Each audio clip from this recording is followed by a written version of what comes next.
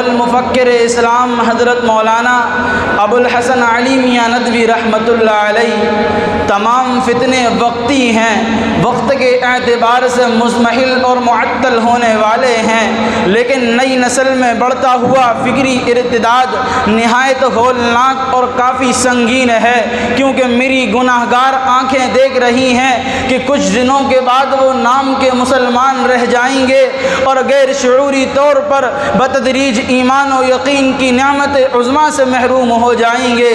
سامعین باتمکین، اصل بات تو یہ ہے کہ تمام گمراہ کن مذاہب اور شیطانی طاقوتی قوتوں کی طرف سے مسلمانوں پر بتسلسل ظلم و تشدد اور ان کے ساتھ قتل و غارت گری کے معاملات اور مختلف طریقوں سے اللہ کی وسیع زمین کو ان کے لیے تنگ کرنے کا سب سے بڑا مقصد اور سب سے بڑا ٹارگیٹ یہ ہے کہ مسلمان مذہب